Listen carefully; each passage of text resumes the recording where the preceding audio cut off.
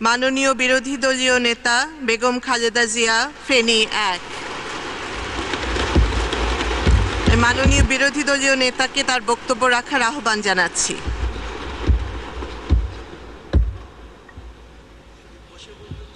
না, ঠিক আছে, কেন বসে বলবো না?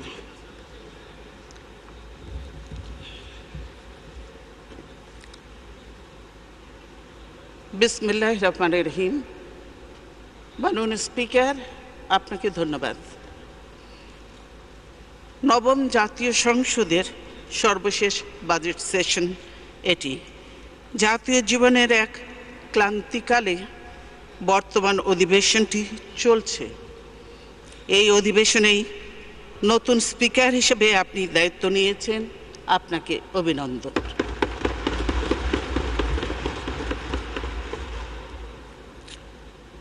আমি আমাদের ভাষা আন্দোলন, বিভিন্ন জাতীয় সংগ্রাম ও রক্তক্ষয়ী মুক্তিযুদ্ধের বীর শহীদদের কথা শ্রদ্ধার সঙ্গে স্মরণ করছি। বাংলাদেশের রাষ্ট্রের স্থপতি, এদেশের বীর জনগণ ও জাতীয় ইতিহাসের শ্রেষ্ঠ সন্তান মুক্তিযোদ্ধাদের প্রতি গভীর কৃতজ্ঞতা জানাচ্ছি। শেরে বাংলা একে ফজলুল হক, হোসেন সঈদ সোহরাওয়ার্দী ও মরহুম শেখ মুজিবুর রহমান সহ জাতীয় নেতৃবৃন্দের প্রতি শ্রদ্ধা নিবেদন করছি।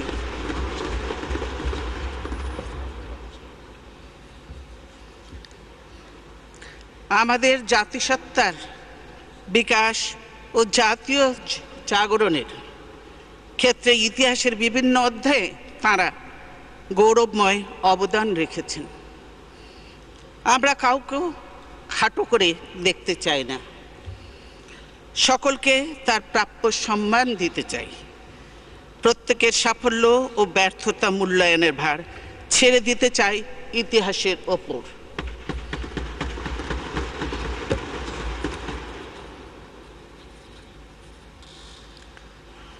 আমি বাংলাদেশের গণতন্ত্রপ্রিয় জনগণের তরফ থেকে বিশেষ করে গভীর শ্রদ্ধা জানাচ্ছি স্বাধীনতার মহান ঘোষক, আধুনিক বাংলাদেশের উপকার শহীদ প্রেসিডেন্ট জিয়াউর রহমানের প্রতি।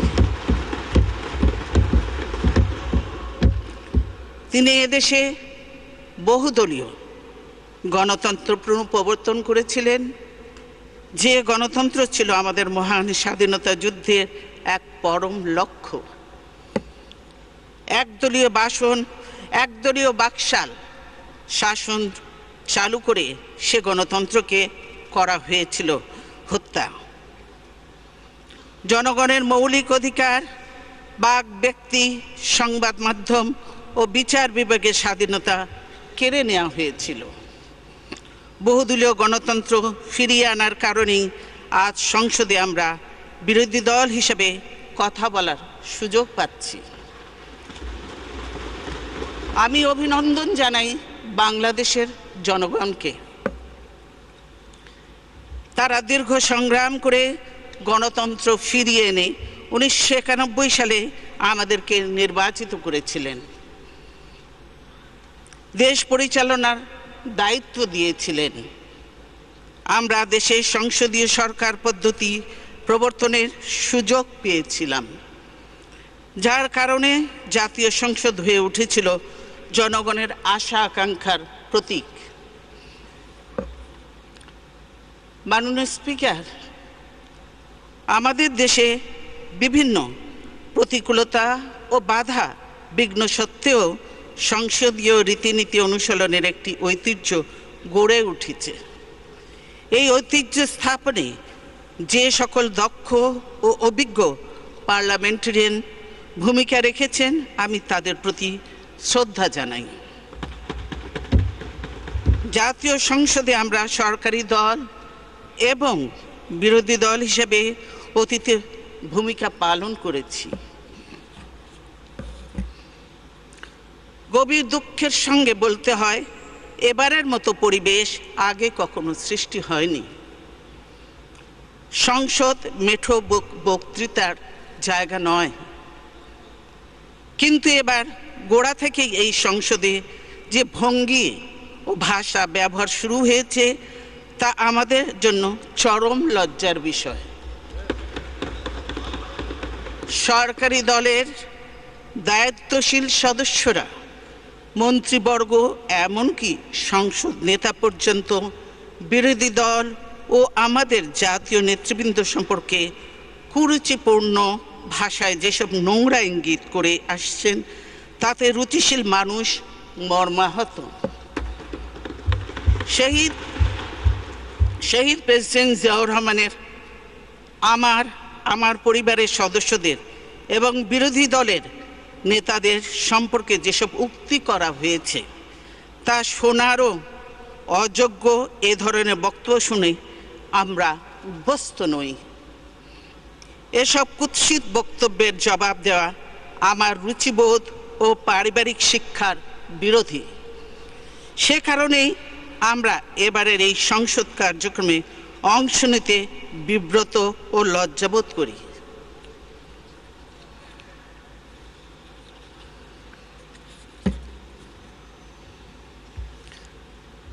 আমরা তাদেরকে শুধু একটি কথা বলতে চাই, অনেক সময় নীরবতা ও উপেক্ষাই হচ্ছে নোংরামির উৎকৃষ্ট জবাব। জাতীয় সংসদে যে ধরনের ভাষা ব্যবহার হচ্ছে তাতে রাজনীতিবিদদেরকে নাগরিকরা কি চোখে দেখছেন? নতুন প্রজন্ম আমাদের কাছ থেকে কি শিখছে এবং তরুণ সংসদ সদস্যরা কি ধরনের ভাষায় কথা বলতে উৎসাহী হচ্ছেন, সেটা আমাদের তলিয়ে দেখা দরকার।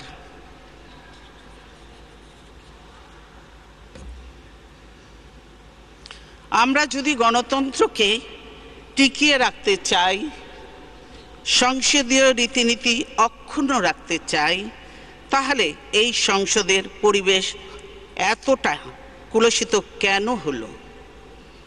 সে প্রশ্নের জবাব খুঁজে বের করতেই হবে। কেবল দুদিকের নবীন সদস্যদের দোষারোপ করে, তাদেরকে ভৎসনা করে, কেবল তাদের কথা এক্সপাঞ্জ করে কোনো লাভ হবে না।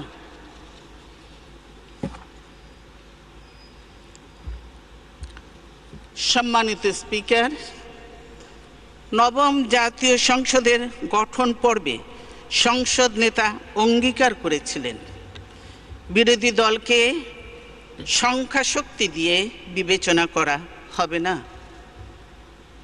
বিরোধী দলকে মর্যাদা ও গুরুত্ব দেওয়ার লক্ষ্যে তিনি কথা দিয়েছিলেন বিরোধী দল থেকে ডেপুটি স্পিকার নির্বাচিত করবেন। দুর্ভাগ্যের বিষয়, তার অনেক ওয়াদার মতোই এই প্রতিশ্রুতিও সময়ের স্রোতে ভেসে গেছে।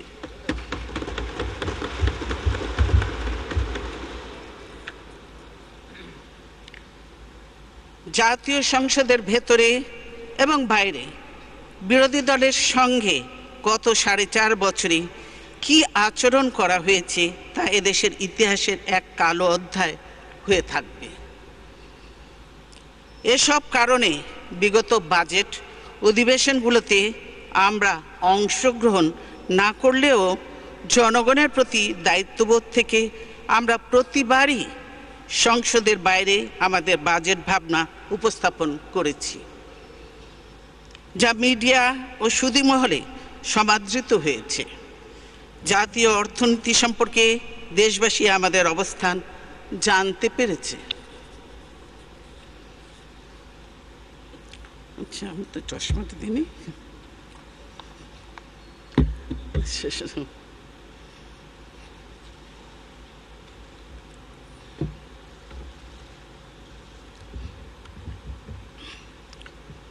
তবে সরকার কখনো আমাদের সুপারিশ ও প্রস্তাবনা কোনো কিছুই গ্রহণ করেনি। এবারের বাজেট অধিবেশনে সরাসরি অংশ নিয়ে প্রস্তাবিত বাজেট সম্পর্কে আমি আমার এই বক্তব্যে আলোকপাত করার চেষ্টা করব। আমার আজকের বক্তব্যের প্রথম পর্বে রাষ্ট্রীয়, রাজনৈতিক, সামাজিক তথা জাতীয় জীবনে বিরাজমান পরিস্থিতি এবং দ্বিতীয় পর্বে প্রস্তাবিত বাজেট সম্পর্কে কথা বলবো। মাননীয় স্পিকার, জাতীয় জীবনের নানাবিধ শোকাবহ ঘটনার প্রেক্ষাপটে সংসদের চলতি অধিবেশন শুরু হয়েছে। সাভারের রানা প্লাজা ধ্বংসের ঘটনায় 1100-এরও বেশি শ্রমজীবী নারী পুরুষের লাশ উদ্ধার করা হয়েছে। কতজন মর্মান্তিক মৃত্যুবরণ করেছে তার কোনো সঠিক হিসেব নেই। এখনো অনেকে তাদের নিখোঁজ স্বজনের লাশের খোঁজে আহাজারি করছে। অনেকে অঙ্গহানি হয়ে মৃত্যুর সঙ্গে পাঞ্জা লড়ছে। চিরতরে পঙ্গু হয়ে গেছে অনেক অসহায় শ্রমজীবী মানুষ, যাদের শ্রমে ঘামে দেশের অর্থনীতির চাকাকে আমরা সচল রাখি। বাংলাদেশের ইতিহাসে এত বড় মর্মান্তিক ভবন ধসের ঘটনা অতীতে আর কখনো ঘটেনি। আর এর আগে তাজরিন গার্মেন্টসের ভয়াবহ অগ্নিকাণ্ডে 113 জন কর্মী জ্বলে পুড়ে অঙ্গার হয়ে গেছে।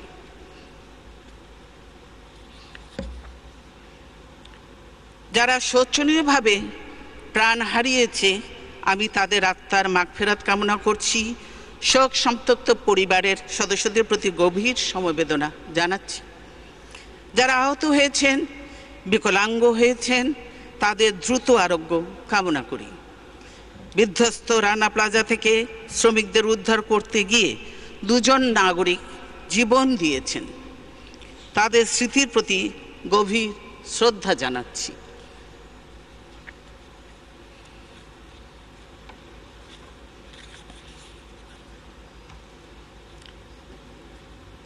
রানা প্লাজার উদ্ধার কাজে যেসব নিবেদিত প্রাণ সাধারণ মানুষ দিন রাত নিঃস্বার্থভাবে কাজ করেছেন, আমি তাদের প্রতি আন্তরিক ধন্যবাদ ও কৃতজ্ঞতা জানাই।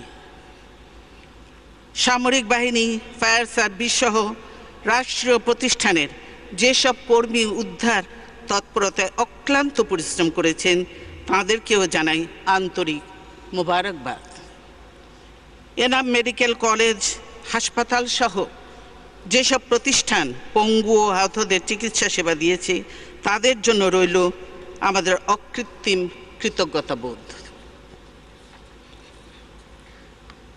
ধারাবাহিক কয়েকটি মর্মান্তিক দুর্ঘটনার ফলে পোশাক কারখানার কর্মীদের জীবনমান ও সমস্যার প্রতি দেশে বিদেশে সকলের নজর পড়েছে। ইতিমধ্যে আমাদের জন্য একটা বড় দুঃসংবাদ এসেছে। মার্কিন যুক্তরাষ্ট্র বাংলাদেশের জন্য জিএসপি সুবিধা সাময়িকভাবে স্থগিত করেছে। কাজেই বিষয়টি আর খাটো করে দেখার কোনো অবকাশ নেই।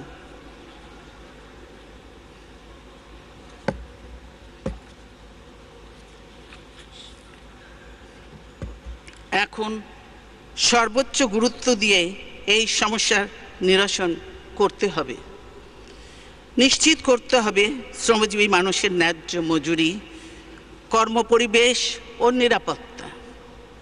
গার্মেন্টস শিল্পের কর্মীদের ন্যায্য অধিকারসমূহ প্রতিষ্ঠিত করতে হবে। গার্মেন্টস খাতে সাধন করতে হবে প্রয়োজনীয় সংস্কার। এক্ষেত্রে মালিক, কর্মজীবী সরকার ও ক্রেতাদের সমন্বিত উদ্যোগ প্রয়োজন। রাষ্ট্রের দায়িত্ব হবে শ্রমিক মালিক সুসম্পর্ক নিশ্চিত করা। শহীদ প্রেসিডেন্ট জিয়াউর রহমান এই শিল্পের দ্বারোদ্ঘাটন করেছিলেন।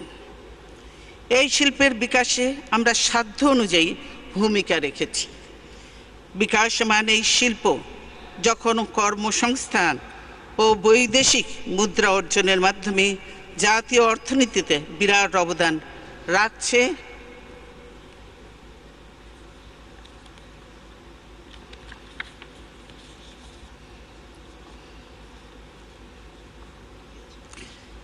নারীর ক্ষমতায়নের মাধ্যমে সামাজিক অগ্রগতিতেও উল্লেখযোগ্য ভূমিকা পালন করছে। এই শিল্প সংকটে পড়লে অর্থনৈতিক ও সামাজিক সকল দিকেই আমরা ক্ষতিগ্রস্ত হব। আমি বাংলাদেশের জন্য জিএসপি সুবিধা সাময়িকভাবে প্রত্যাহারের সিদ্ধান্ত পুনর্বিবেচনা করার জন্য যুক্তরাষ্ট্র সরকার ও প্রশাসনের প্রতি আহ্বান জানাচ্ছি।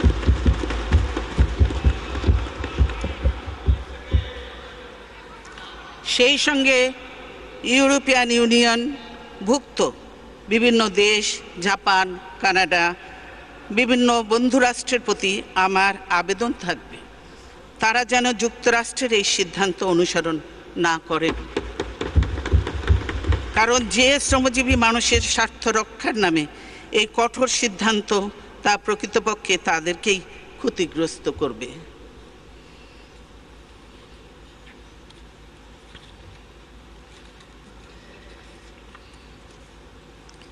মাননীয় স্পিকার, এ প্রসঙ্গে একটি বিষয় উল্লেখ করা প্রয়োজন মনে করছি। যুক্তরাষ্ট্রে জিএসপি সুবিধা অব্যাহত রাখতে ব্যর্থ হয়ে সরকার এখন জনগণকে বিভ্রান্ত করার জন্য বিভিন্ন প্রচারণা শুরু করেছে। বলা হয়েছে আমি নাকি চিঠি দিয়ে জিএসপি সুবিধা বন্ধ করেছি। আমার পক্ষে এ ধরনের কোনো চিঠি দেওয়ার প্রশ্নই ওঠে না।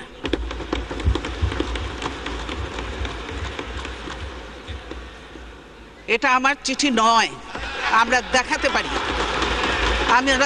পারি, প্রমাণ দেখাতে পারি। আমি দেখাতে পারি প্রমাণ।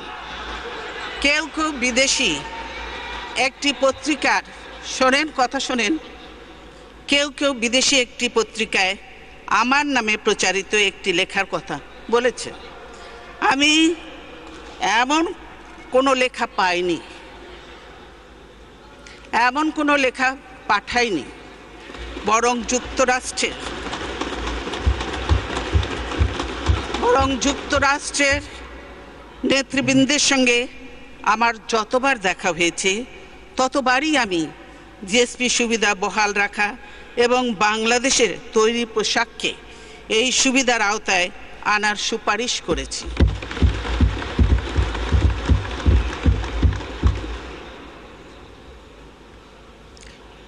কালকে ইত্তেফাকে খবরটি ছিল এবং নিচে লেখা ছিল ছোট করে, আপনারা দেখেছেন যে দেশের রানা প্লাজা, কর্মপরিবেশ এবং আমিনুল হক হত্যার জন্য এই আপনাদের জিএসপি বন্ধ হয়েছে। আমি আমাদের রেডিমেড গার্মেন্টস সহ সকল রপ্তানি পণ্যকে যুক্তরাষ্ট্রের বাজারে শুল্কমুক্ত প্রবেশাধিকার দেওয়ার জন্য আবারও জোরালো আহ্বান জানাচ্ছি। সরকারের উদ্দেশ্যে বলবো, নিজেদের ব্যর্থতার দায়ভার অন্যের উপর চাপিয়ে লাভ নেই। দেশবাসী জানেন বাংলাদেশে সাহায্য বন্ধ করার আবেদন জানিয়ে কারা বিদেশে চিঠি লিখেছিলেন, কারা বাংলাদেশকে ব্যর্থ রাষ্ট্র বলে বিদেশে জাতীয় স্বার্থবিরোধী প্রচারণা চালিয়েছে। আজ এই স্পর্শকাতর সময়ে তাই এসব প্রচারণা বন্ধ করা দরকার। তবে আমাদের সকলকে একথাও মনে রাখতে হবে যে বাংলাদেশ কোনো বিচ্ছিন্ন দ্বীপ নয়। বিশ্বের বিভিন্ন দেশ এখন পরস্পরের উপর নির্ভরশীল। কাজেই আমাদের দেশের আভ্যন্তরীণ ঘটনাবলীর দিকে দুনিয়ার কেউই চোখ বন্ধ করে থাকে না। জনাব স্পিকার, রাজধানীর মতিঝিল এলাকার শাপলা চত্বরে হেফাজতে ইসলামের ব্যানারে অবস্থানরত আলেম ওলেমা, মাদ্রাসার ছাত্র, শিক্ষক ও ধর্মপ্রাণ মানুষদের বিতাড়িত করতে গত 5 মে দিবাগত গভীর রাত্রে যে যৌথ অভিযান পরিচালনা করা হয় তা আমাদের জাতীয় জীবনে এক গভীর ক্ষতের সৃষ্টি করেছে। পুরো ঘটনাটির উদ্দেশ্যে প্রকৃতি ও ক্ষয়ক্ষতি এখনো রহস্যের অন্ধকারে ঢাকা।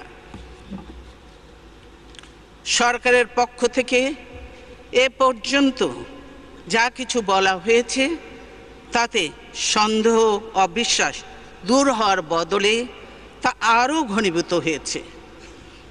আলেম সমাজের তরফ থেকে অভিযোগ করা হচ্ছে যে আলো নিভিয়ে রাতের অন্ধকারে তাদের উপর বর্বরচিত গণহত্যা চালানো হয়েছে।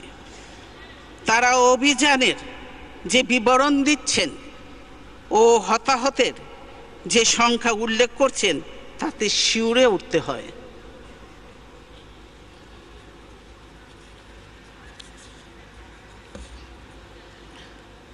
দুর্ভাগ্যের বিষয়, ধর্মপ্রাণ মানুষের মনে সৃষ্ট গভীর বেদনাবোধ নিরসনের কোনো চেষ্টা সরকার করছে না, বরং প্রধানমন্ত্রী, বিভিন্ন মন্ত্রী ও সরকারি দলের নেতারা নানা ধরনের উপহাস, পরিহাস ও ব্যঙ্গ বিদ্রুপাত্মক মন্তব্য করে চলেছেন।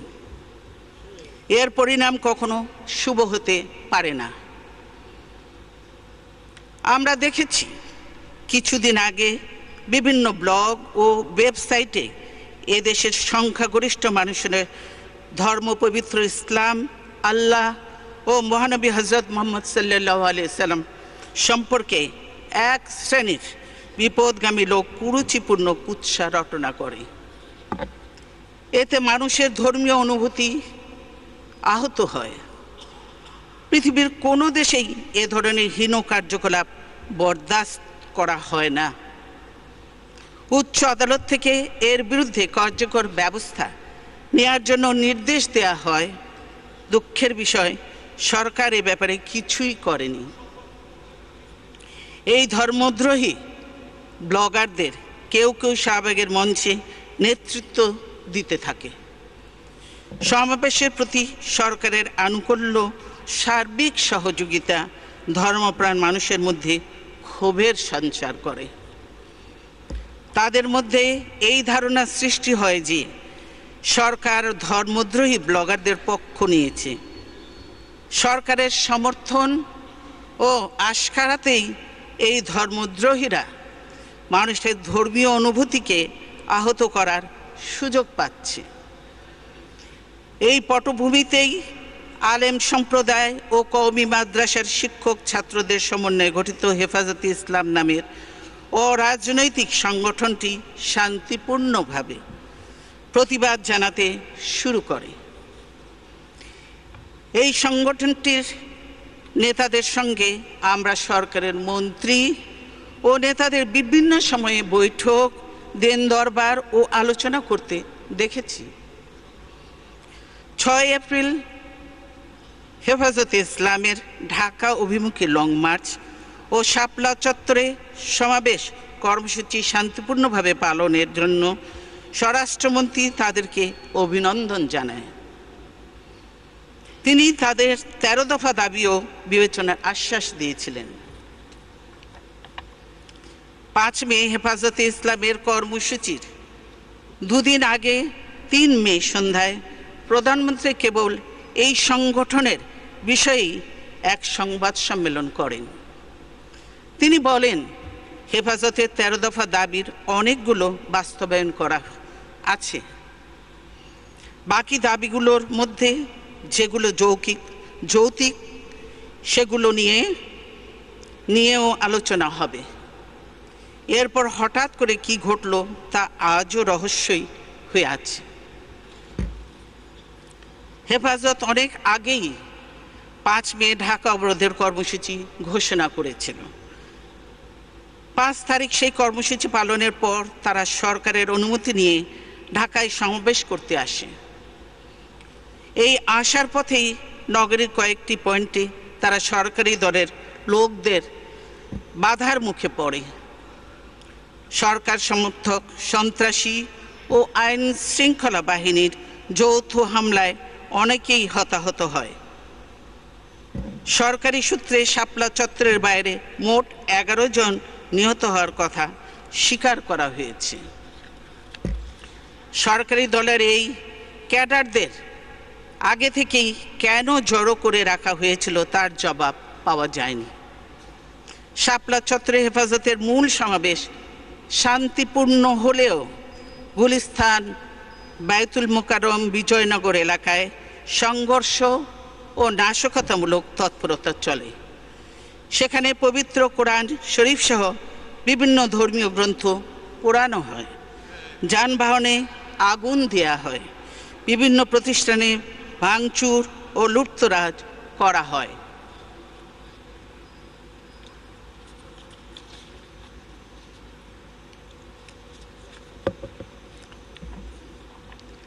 যা এসবই টেলিভিশন ফুটেজ এবং বিভিন্ন দেখলে বলা যায় সরকারি দলের গুন্ডা বাহিনী, বিভিন্ন ছাত্রলীগ, যুবলীগ এরাই এর সঙ্গে সংশ্লিষ্ট।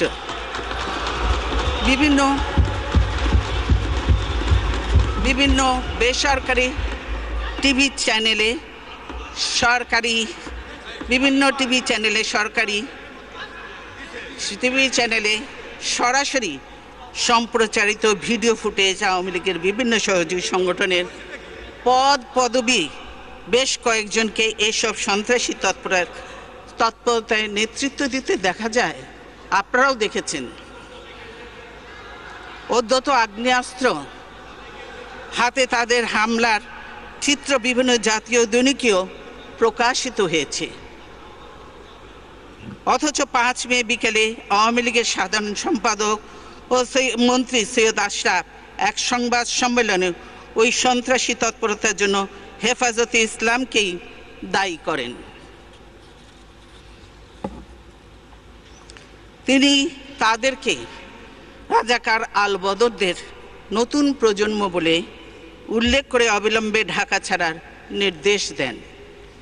অন্যথায় হেফাজত ইসলামকে গর্তে ঢুকিয়ে দেওয়ার হুমকি দেন তিনি। সৈয়দ আশরাফ বলেন, হেফাজতকে দমন করতে আওয়ামী লীগই যথেষ্ট। শাপলা চত্বরে অবস্থানরত নিরস্ত্র আলেম ওলেমা ও ধর্মপ্রাণ মানুষের ওপর গভীর রাত্রে বিজেপি, র্যাব ও পুলিশের সমন্বয়ে গঠিত যৌথ বাহিনী দিয়ে অভিযান চালানো হয়। সরকারের তরফ থেকে দাবি করা হয়েছে ওই অভিযানে কোনো প্রাণঘাতী অস্ত্র ব্যবহার করা হয়নি। বলা হচ্ছে একটি গুলিও ছোড়া হয়নি। অথচ সংবাদপত্রে প্রকাশিত খবরে জানা যায় যে সেদিন প্রায় 1.5 লক্ষাধিক গোলা বারুদ ব্যবহার করা হয়েছে। হেফাজত দমনে আইন শৃঙ্খলা বাহিনীর 7,500-এরও বেশি সদস্য সরাসরি অংশ নেয়। মানবাধিকার সংস্থা অধিকার তাদের এক সাম্প্রতিক রিপোর্টে বলেছে যে এ পর্যন্ত 61 জন নিহত হওয়ার তথ্য পাওয়া গেছে। বিদেশি বিভিন্ন সংবাদ মাধ্যমেও অভিযানে অনেকের হতাহত হবার খবর প্রচার হয়েছে। সামাজিক যোগাযোগ মাধ্যমেও ভয়াবহ সব ভিডিও চিত্র দেখা যাচ্ছে। আহত ও নিহতের সংখ্যা যাই হোক না কেন, এই ঘটনায় সরকারের বিশ্বাসযোগ্যতা সম্পূর্ণ ধ্বংস হয়ে গেছে। কারণ শাপলা চত্বরের অভিযান সরাসরি সম্প্রচারের কারণে সরকার তাৎক্ষণিকভাবে 2টি প্রাইভেট টিভি চ্যানেল বন্ধ করে দেয়। তারা এমন ভীতিকর পরিবেশ সৃষ্টি করে যে দেশের কোনো সংবাদ মাধ্যম অভিযানের প্রকৃত চিত্র তুলে ধরতে ব্যর্থ হয়। একই সঙ্গে সারা রাজধানী জুড়ে জারি করা হয় 144 ধারা।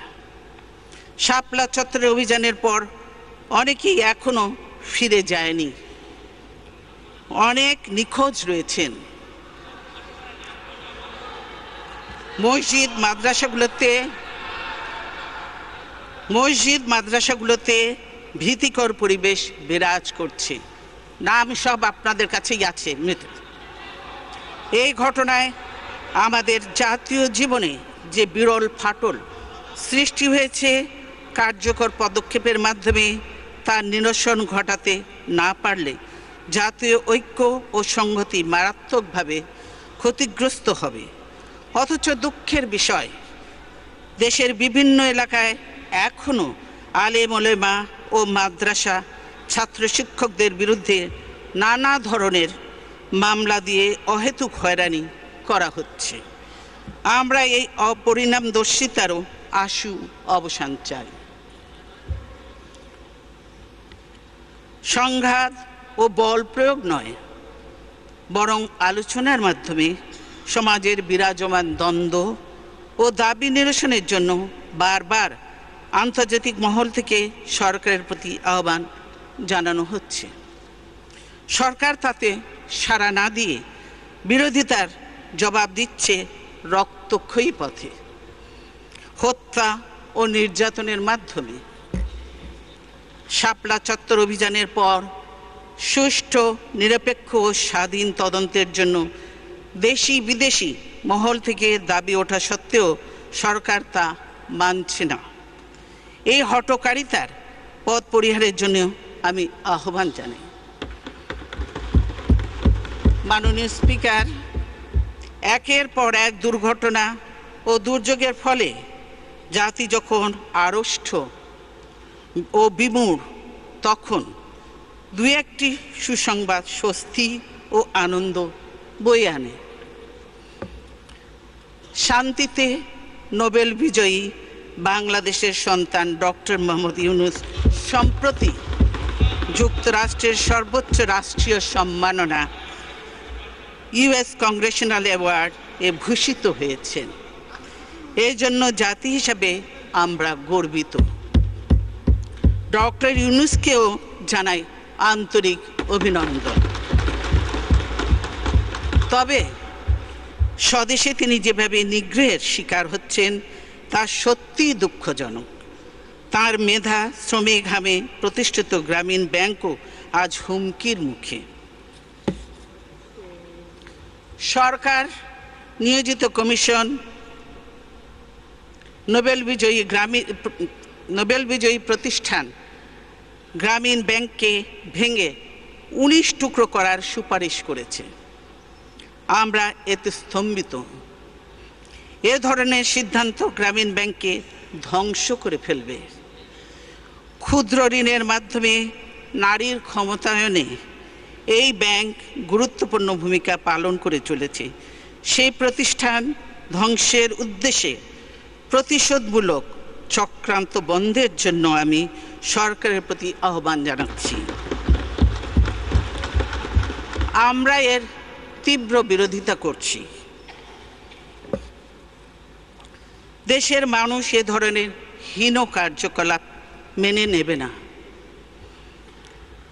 একটা প্রতিষ্ঠান ভেঙে ফেলা, ধ্বংস করা খুবই সহজ, কিন্তু এ ধরনের একটি প্রতিষ্ঠান গড়ে তোলা অনেক কঠিন ও শ্রমসাধ্য কাজ।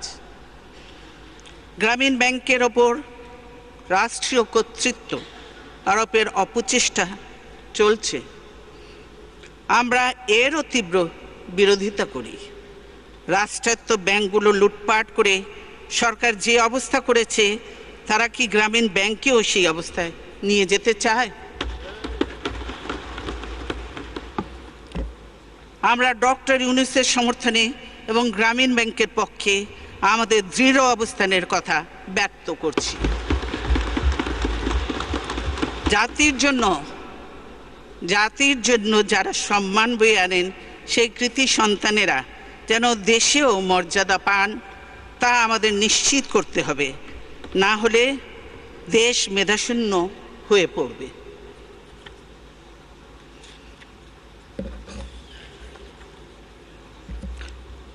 মাননীয় স্পিকার, বাংলাদেশের মানুষ গণতন্ত্রের জন্য দীর্ঘ সংগ্রামের ইতিহাস সৃষ্টি করেছে, কিন্তু কার্যত দেশ থেকে গণতন্ত্র এখন নির্বাসিত। জাতীয় জীবনে সৃষ্টি করা হয়েছে নানামুখী বিশৃঙ্খলা ও নৈরাজ্য। জাতীয় সংসদ, বিচার বিভাগ ও প্রশাসন হচ্ছে রাষ্ট্রের 3টি স্তম্ভ। এর প্রতিটির কর্মপরিধি, এখতিয়ার, ক্ষমতা, আওতা এবং পারস্পরিক সম্পর্ক কী হবে তা সুনির্দিষ্ট করা ছিল প্রজাতন্ত্রের সংবিধান এবং প্রতিষ্ঠিত রাজনীতির মাধ্যমে। আজ তা ইচ্ছাকৃতভাবে গুলিয়ে ফেলা হয়েছে। সৃষ্টি করা হয়েছে গুরুতর সাংবিধানিক সংকট। 1975 সালে আওয়ামী লীগ জাতীয় সংসদেই গণতন্ত্র হত্যা করে একদলীয় বাকশাল পদ্ধতি চাপিয়ে দিয়েছিল। সমাজতন্ত্র, প্রবর্তনের নামে সব দলমত নিষিদ্ধ করেছিল। সেই ভূতের আসর আজও রয়ে গেছে।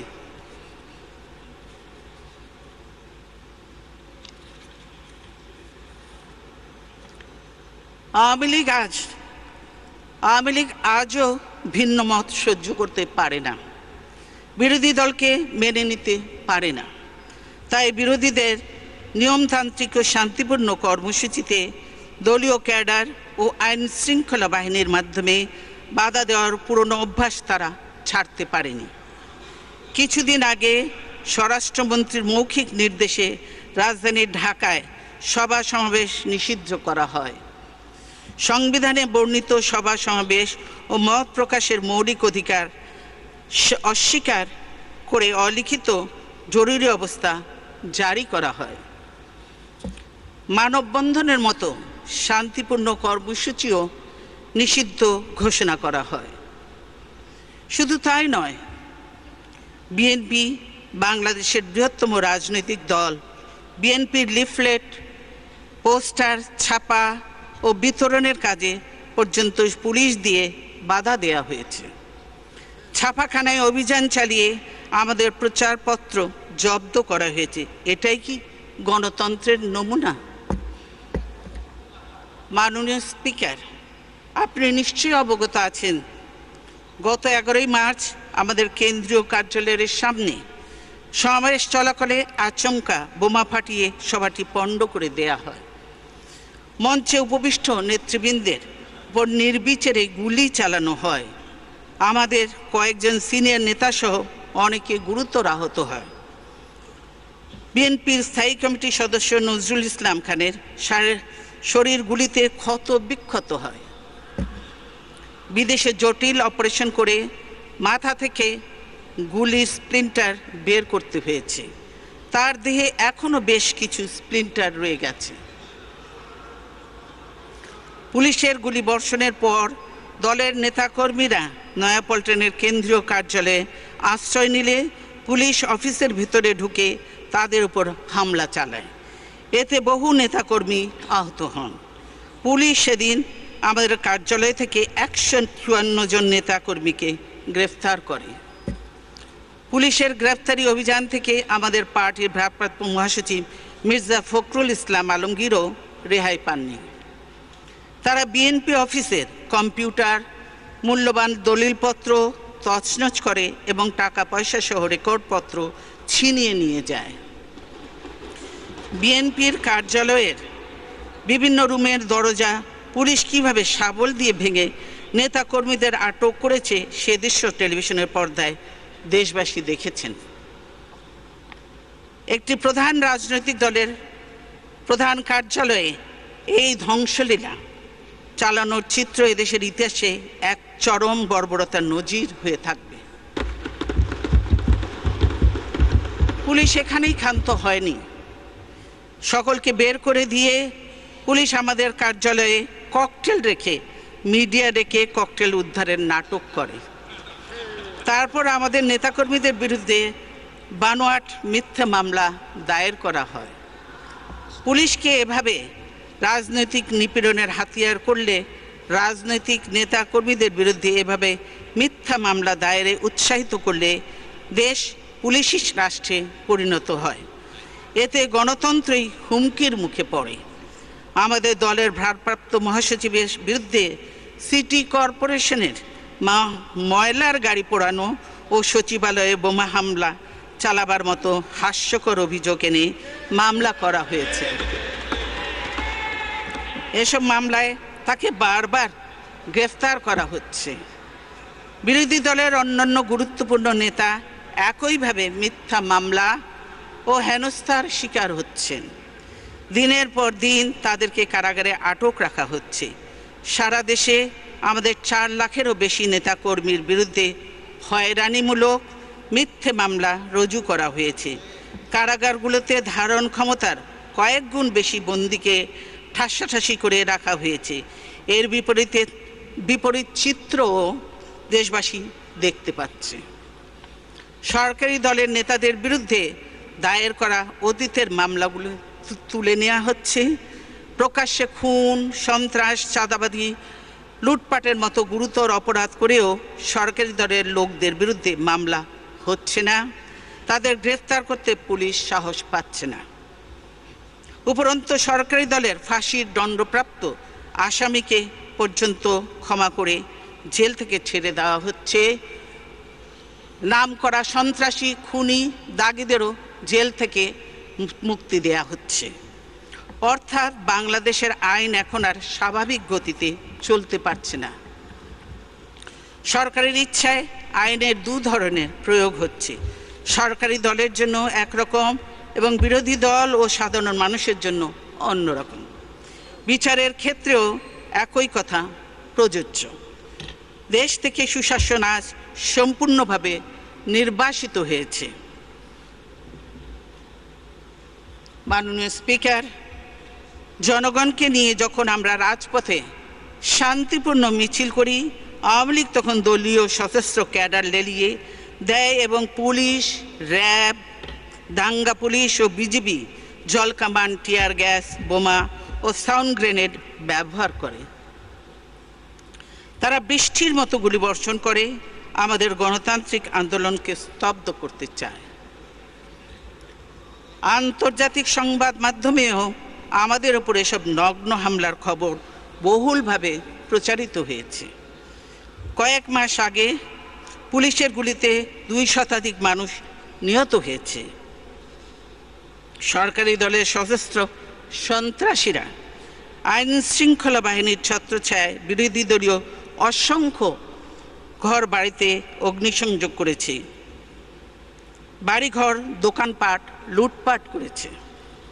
বর্তমান সরকারের আমলে কেবলমাত্র গ্রেফতার ও জেল জুলুমই নয়, গ্রেফতারকৃত বন্দীদের পুলিশ রিমান্ডে নিয়ে অকথ্য ও নিষ্ঠুর শারীরিক নির্যাতন চালানো হচ্ছে। প্রায় প্রতিটি মামলায় আদালত পুলিশের আবেদনক্রমে দীর্ঘ সময়ের জন্য রিমান্ড মঞ্জুর করছে। রিমান্ডকালীন সময়ে বন্দীর প্রতি আচরণের উচ্চ আদালতের নির্দেশনা অমান্য করা হচ্ছে। অনেকেই রিমান্ড অবস্থায় জীবন সংকটে পড়েছেন।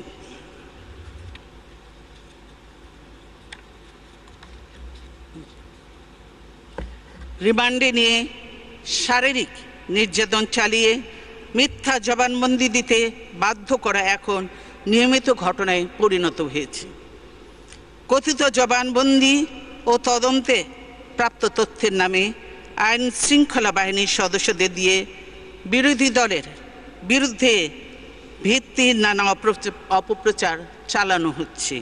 এ অবস্থা কোনো সভ্য দেশ সে মেনে নেওয়া যায় না। মাননীয় স্পিকার, বর্তমান সরকারের আমলে রাজনৈতিক নেতৃবৃন্দকে ডান্ডা বেড়ি পরিয়ে আদালতে হাজির করা হচ্ছে। আপনারা নিশ্চয়ই জানেন যে কোনো ধরনের দুর্ধর্ষ ফৌজদারি অপরাধীদের বিরুদ্ধে ডান্ডা বেড়ির বিধান প্রয়োগ করা হয়ে থাকে, কিন্তু সরকারি নির্দেশে সমস্ত সভ্যতার সীমা লঙ্ঘন করে সম্মানিত রাজনৈতিক নেতৃবৃন্দকে ডান্ডা বেড়ি পরিয়ে চরমভাবে অপমানিত ও লাঞ্ছিত করা হচ্ছে।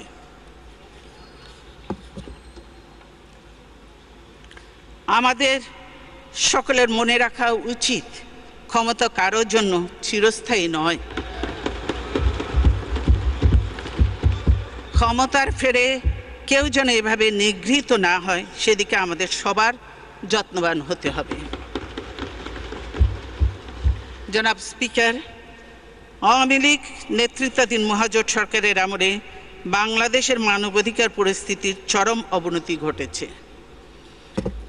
অধিকার ও আইন ও সালিশ কেন্দ্র, amnesty international, Asian human rights commission, যুক্তরাষ্ট্র সরকারের মানবাধিকার রিপোর্ট থেকে এই পরিস্থিতি সম্পর্কে উদ্বেগজনক তথ্য পাওয়া গেছে। আমরা মনে করি বাস্তব পরিস্থিতি এসব রিপোর্টে বর্ণিত অবস্থার চাইতে অনেক বেশি ভয়াবহ। কারণ সব ঘটনা সব সময় মিডিয়া কিংবা জনসমক্ষে প্রকাশ পায় না। ক্ষতিগ্রস্ত ব্যক্তিরা মারাত্মক ভয় ভীতির পরিবেশে সব কিছু প্রকাশ করতে সাহস পায় না। বর্তমান সরকারের আমলে বিরোধী দলের নেতা কর্মীদের গুম করার এক ভয়ঙ্কর প্রক্রিয়া অবাধে চলছে। ভিকটিমদের আত্মীয় স্বজনেরা অভিযোগ করে আইন শৃঙ্খলা রক্ষাকারী বাহিনীর, বিশেষ করে র্যাব, এইসব ঘটনায় জড়িত। এসব ঘটনার ফলে জনমনে চরম নিরাপত্তাহীনতা দেখা দিয়েছে।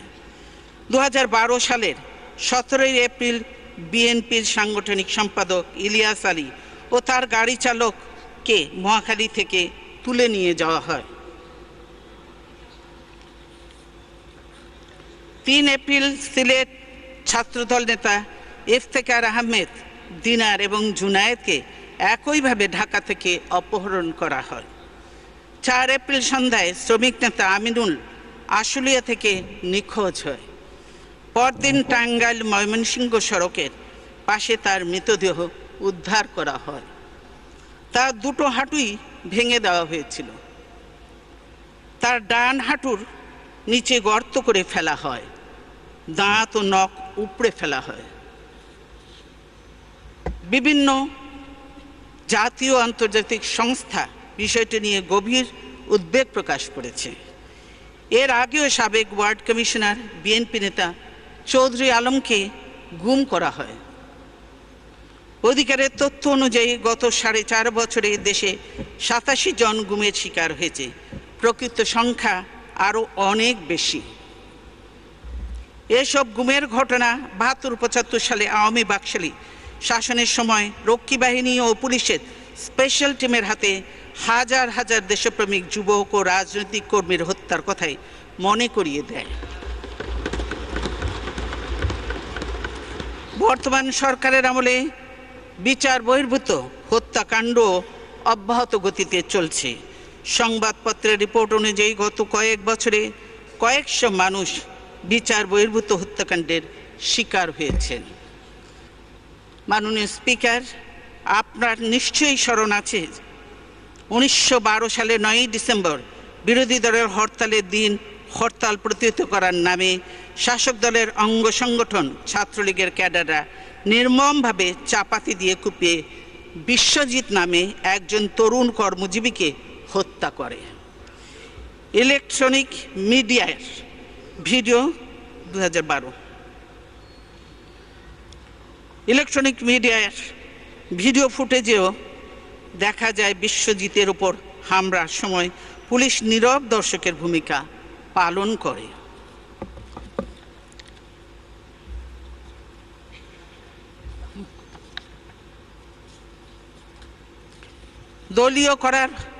দলীয়করণ করার ফলে পুলিশ পেশাগত নিয়ম নীতি ও শৃঙ্খলার কথা পুরোপুরি বিস্তৃত হয়ে গেছে।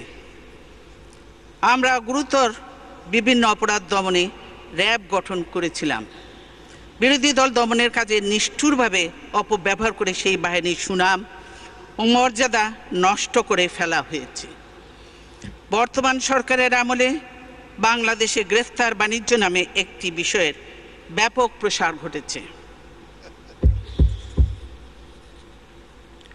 কোথাও কোনো সংঘর্ষের ঘটনা ঘটলে পুলিশ কিছু লোকের নাম দিয়ে বাকি হাজার হাজার অজ্ঞাতনামা লোককে আসামি করে মামলা দায়ের করে।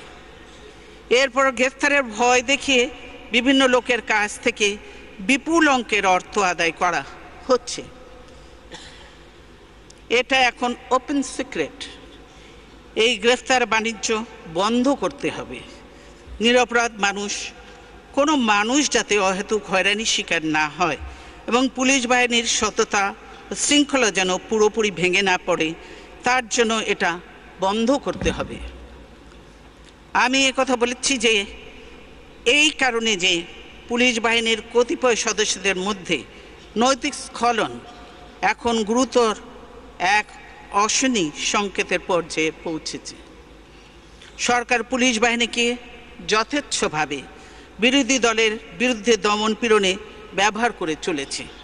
ফলে পুলিশের কোনো সদস্য বেপরোয়া হয়ে উঠেছে, জাতীয় সংসদে বিরোধী দলীয় চিফ জয়নাল আবেদিন ফারুককে দৈহিক নির্যাতন করার কারণেই একজন পুলিশ অফিসারকে মেডেল দেওয়া হয়েছে। সেম। স্বরাষ্ট্রমন্ত্রী নিজেই সে কথা বলেছেন। এ ধরনের ঘটনায় পুলিশ অন্যায় আচরণে উৎসাহী হয়, এটাই স্বাভাবিক।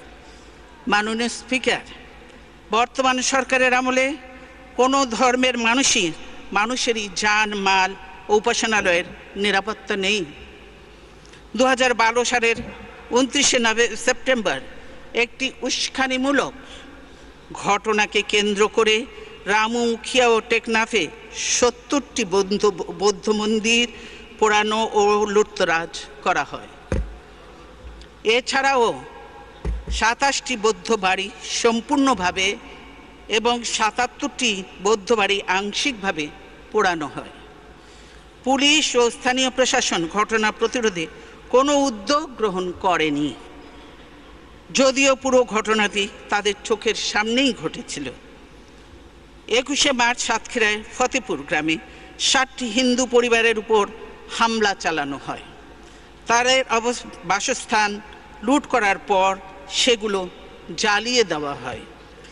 এছাড়াও দেশের বিভিন্ন স্থানে হিন্দু সম্প্রদায়ের মন্দির ও ঘরবাড়িতে হামলা, অগ্নিসংযোগের ঘটনা ঘটলেও সরকার তার কোনো প্রতিকার করেনি, কারণ সরকারি দলের লোকেরাই এসব হামলায় জড়িত বলে ভিকটিমরা অভিযোগ করেছেন। মাননীয় স্পিকার, গণতন্ত্রের জন্য মুক্ত গণমাধ্যম ও স্বাধীন সাংবাদিকতা অপরিহার্য। সে কারণেই সংবাদ মাধ্যমকে গণতান্ত্রিক রাষ্ট্রে ফোর্থ স্টেট হিসাবে গুরুত্ব দেওয়া হয়ে থাকে। কিন্তু বাংলাদেশে এখন সংবাদ মাধ্যম ও সাংবাদিকতা শৃঙ্খলিত। সাংবাদিকদের উপর সহিংসতা ভয়াবহ রূপ নিয়েছে। সংবাদপত্র থেকে জানা যায়, গত 4.5 বছরে সারা দেশে সহস্রাধিক সাংবাদিক নির্যাতিত হয়েছে। আইন শৃঙ্খলা রক্ষাকারী বাহিনীর সদস্য, সন্ত্রাসী ও সরকারি দলের নেতাকর্মীদের হাতে তারা নির্যাতিত হয়েছে। নিহত হয়েছেন 16 জন সাংবাদিক। গ্রেপ্তার, হামলা ও হুমকির শিকার হয়েছেন অনেকেই। সাংবাদিক দম্পতি সাগরুণী হত্যাকাণ্ডের রহস্য আজও উদ্ঘাটিত হয়নি। 2012 সালের 11 ফেব্রুয়ারি তারা নিজ বাসগৃহে নৃশংসভাবে খুন হন। স্বরাষ্ট্রমন্ত্রী এবং ঊর্ধ্বতন পুলিশ কর্মকর্তারা অপরাধীর শাস্তির প্রতিশ্রুতি দিলেও আজ পর্যন্ত রহস্য উদ্ঘাটিত হয়নি। গত মাসে আমার দেশ পত্রিকার ছাপাখানা সিলগালা করে বন্ধ করে দেয়া হয়। এর ফলে পত্রিকাটির মুদ্রিত আকারে প্রকাশ করা সম্ভব হচ্ছে না।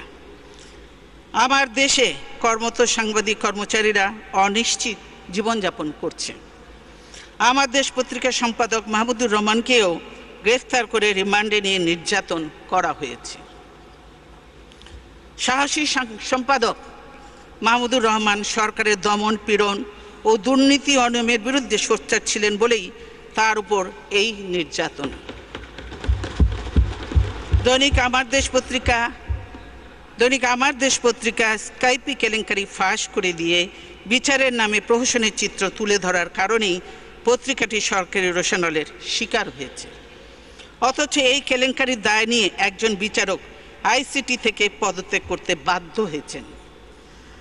দেশের জাতীয় দৈনিক সময়ের সম্পাদকবৃন্দ এক যুক্ত বিবৃতিতে আমার দেশের পুনঃপ্রকাশ এবং সম্পাদক মাহমুদুর রহমানের মুক্তি দাবি করেছেন। আমরাও তাঁদের সঙ্গে একমত পোষণ করি। অবিলম্বে আমার দেশ পুনঃপ্রকাশের বাধা অপসারণ ও মাহমুদুর রহমানকে মুক্তি দেওয়ার দাবি করছি। একই সময় সরকার দুটি জনপ্রিয় ইলেকট্রনিক মিডিয়া দিগন্ত টিভি ও ইসলামিক টিভি চ্যানেল বন্ধ করে দেয়। এই চ্যানেল দুটি মতিঝিলে শাপলা চত্বরে হেফাজতে ইসলামের সমাবেশ লাইভ টেলিকাস্ট করছিল। সেই সরাসরি সম্প্রচারের উপর সরকারের কোনো নিষেধাজ্ঞাও ছিল না। এর আগে সরকারের চ্যানেল 1 বন্ধ করে দিয়েছে। যমুনা টিভি সম্প্রচারের অনুমতি বাতিল করা হয়েছে। আমরা এই চ্যানেলগুলো পুনরায় চালু করে দেওয়ার আহ্বান জানাচ্ছি। মাননীয় বিরোধী দলীয় Electric নেতা, print। মাননীয় বিরোধী দলীয় নেতা, আমাদের আসরের নামাজের বিরতিতে যেতে হবে। আপনি বিরতির পরে বলবেন।